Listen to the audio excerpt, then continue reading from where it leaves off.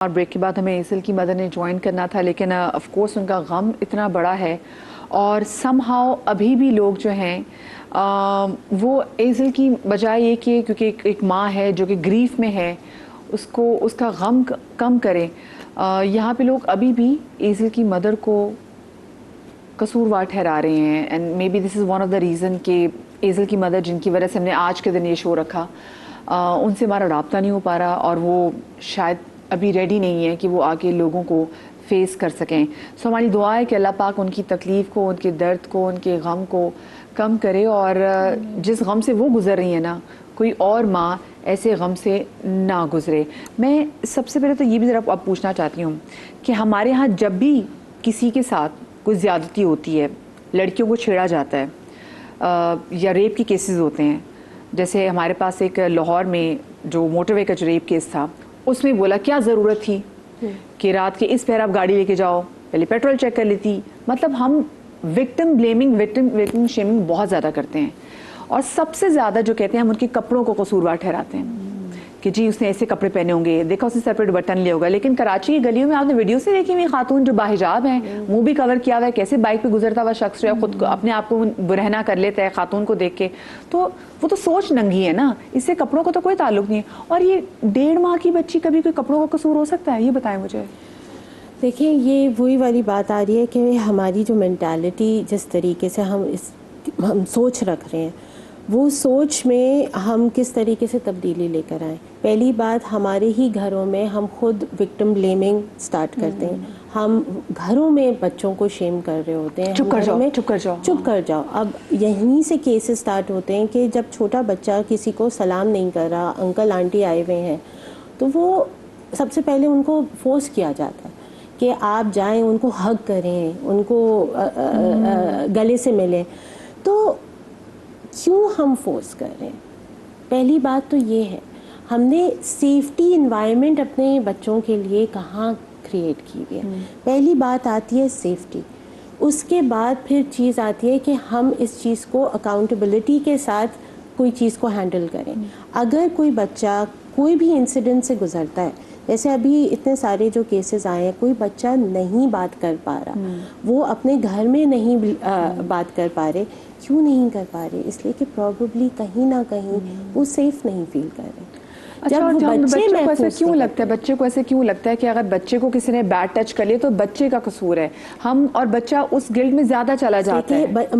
उसको यही चीज बोली जा रही होती है कि शायद तुमने कोई गलत काम किया होगा, तुमने कोई कुछ किया होगा। हमारी जो रिएक्शन आता है, सबसे पहला रिएक्शन घरों में वो ये आता है कि तुमने कुछ किया होगा, which is a blame game, या it is always shaming the other person.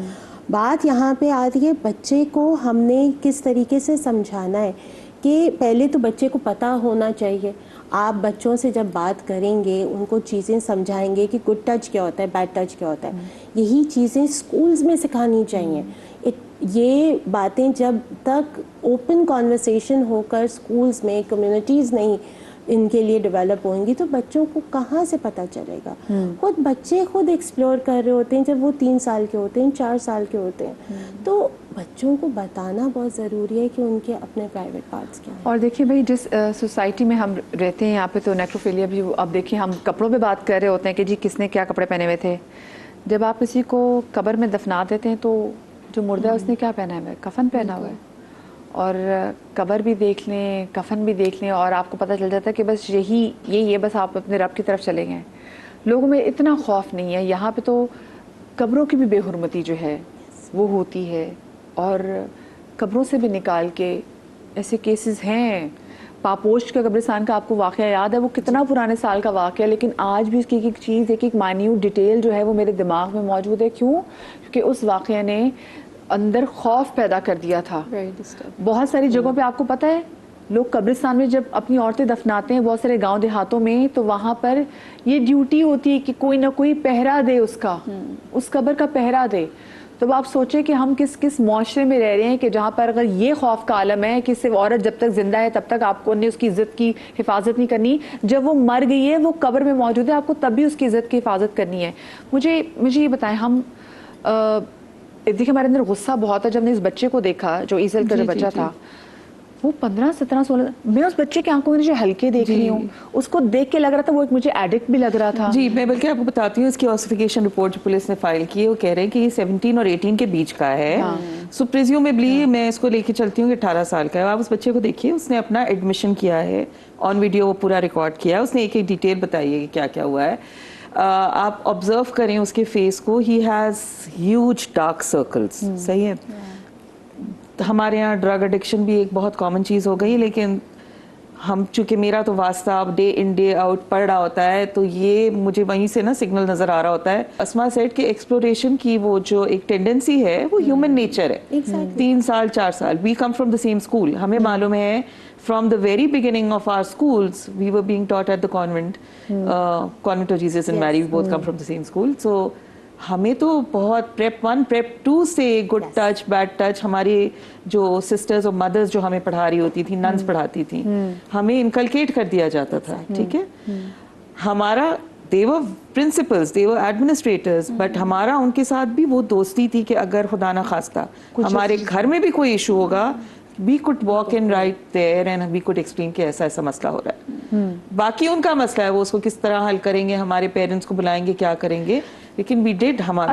मुझे तो ये गुस्सा है बिकॉज मैं खुद बहसियत एक माँ भी मैं चाहती हूँ कि जो बच्चा है, क्योंकि ये अगर छूट गया तो आगे जाके पता नहीं क्या करेगा, लेकिन ये सिर्फ मुझे लगता है ये सिर्फ ईज़ल नहीं थी, मुझे लगता है हो सकता है आसपास के और बहुत सारे बच्चे जिसमें बच्चे लड़के भी हो सकते हैं, मुझे लड़के भी लगते हैं, बच्चियां भी हैं। वो तो वो 1.5 साल की बच्ची थी, कुछ बता नहीं पाई कि जिसके साथ क्या हुआ है, लेकिन ऐसी उम्र के जब वो जो जुवेनाइल होते हैं उनके साथ क्या होता है?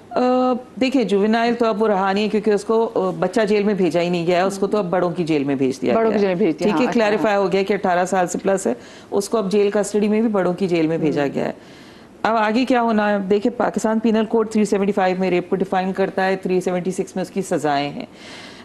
नॉर्मल अगर खुदा ना खास्ता कोई रेप हो तो उसके अंदर ये कंसिडर किया जाता है whether there was consent involved और नॉट, लेकिन इन तमाम सिचुएशंस में 10 से 25 साल की सजा तो है।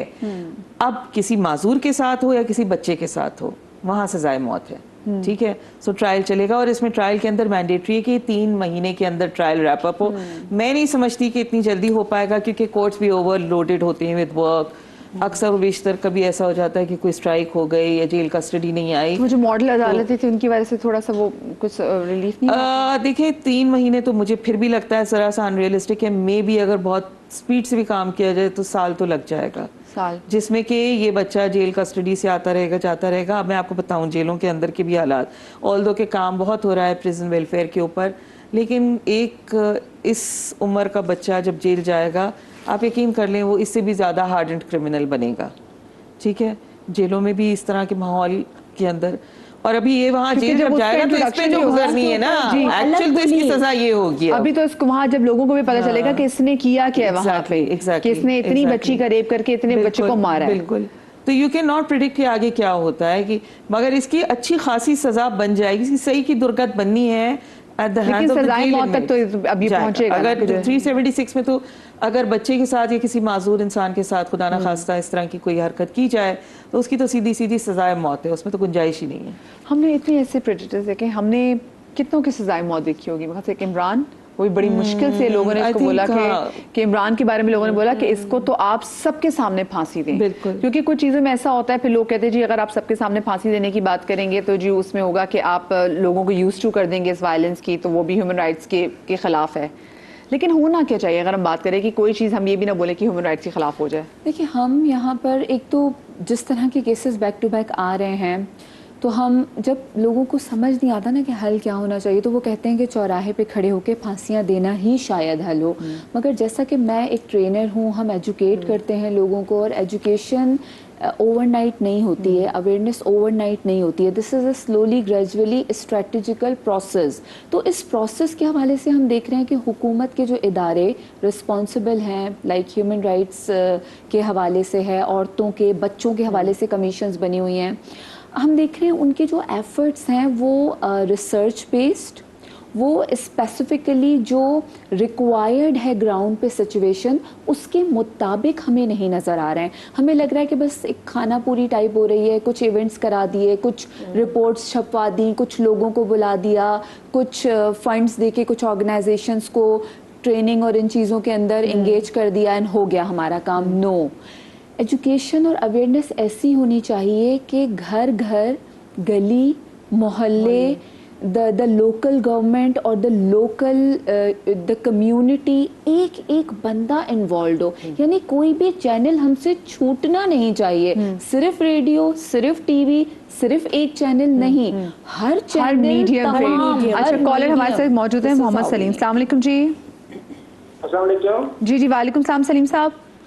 मैं सलीम बात कर रहा हूँ, कराची से बात कर रहा हूँ। ये आपने बड़ा अच्छा इशू शुरू किया है। जी। तो ये जब तक मेरी एक सजेशन है, जो काम वाला है, जो लोग इसको डील करते हैं, इन लोगों को जब तक विद इन 1 वीक डिसीजन होना चाहिए और शरेआम चौराहों पे जब तक फांसी नहीं होगी, ये लोग हटने वाले नहीं है ऐसे लोग कभी भी।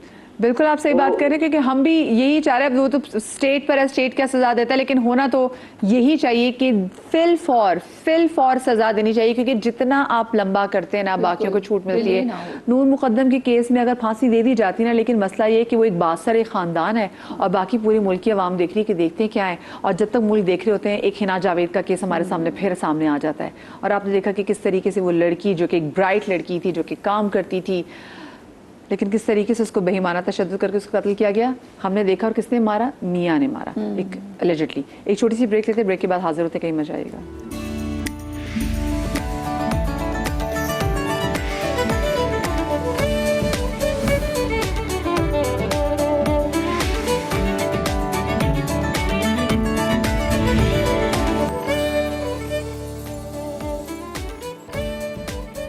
जी बिस्मिल्लाहिर्रहमानिर्रहीम। ब्रेक के बाद हम आपको एक बार फिर से खुशामदीद कहते हैं।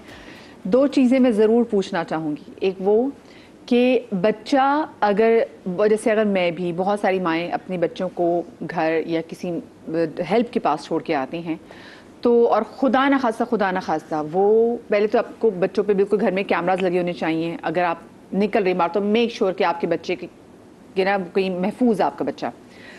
और कैसे पता चलेगा कि किसी भी एज में आपका बच्चा हो, अगर वो मोलेस्ट हो रहा हो, चाहे वो छोटा बच्चा हो जो कभी बात भी करना शुरू नहीं की, जिसने अभी जो चीज़ें एक्सप्लोर करा है, छोटा बच्चा नहीं 4-5 साल के बच्चे से आगे, देन फिर एक बच्चा थोड़ा समझदार हो जाता है, कैसे पता चलेगा वो बच्चा मोलेस्ट हो रहा है? और दूसरा जाविया ये भी जानने की कोशिश करेंगे कि आपके मेरे आसपास, हमारे बच्चों के आसपास, हमारे रिश्तेदारों में, फैमिलीज़ में, हमारे सर्कल में, हमारे घर में, हमारे स्टाफ में ऐसा कौन सा शख्स है जो कि पीडोफाइल है।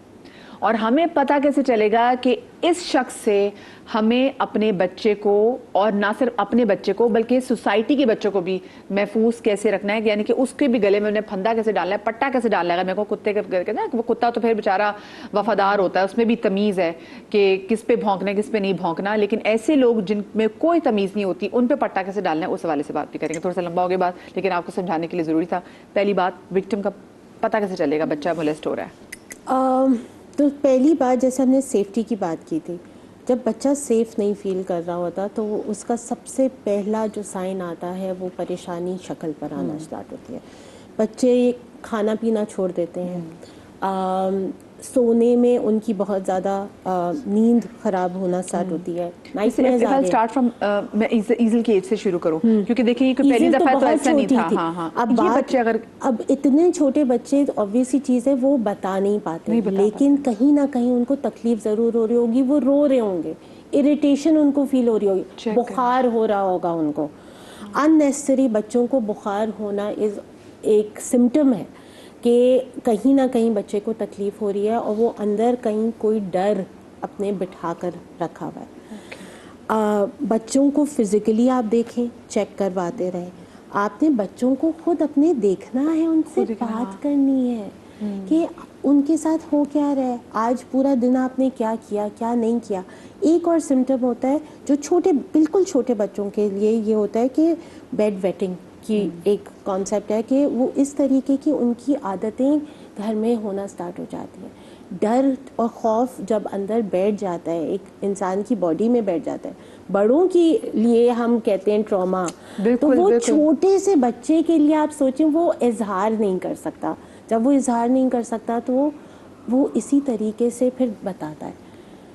उसको डर लग रहा होगा, वो नाइटमेयर्स उसको आ रहे होंगे, वो रात को चीखे मार रहा होगा, खाएगा नहीं, पिएगा नहीं, लोगों से बात नहीं करेगा, खेलना छोड़ देगा, सबसे पहले कहेगा मुझे स्कूल नहीं जाना। अगर वो स्कूल में बुली हो रहा है, हम तो ये बात कर रहे हैं कि घरों में अगर कोई वो है प्रॉब्लम, लेकिन ये भी हो सकता है कि उसको कोई स्कूल में बुली कर रहा हो, स्कूल में उसको कोई हर्ट कर रहा हो, तो वो सबसे पहले ये कहेगा मुझे अच्छा, स्कूल एक नहीं और जाना। चीज आई थिंक ऑब्जर्व करनी चाहिए कि आपका बच्चा किन लोगों के इर्द गिर्द अनकंफर्टेबल है। अनकंफर्टेबल भी हो रहा है, जैसे कि exactly. किसी की गोद में जाने से वो मना कर रहा है, या आपको एक रिपल्शन की सेंस हो रही है कि ये बच्चा जो है ना, in the presence of this XYZ person is becoming very agitated. हाँ, अनकंफर्टेबल हो रहे हैं। अच्छा,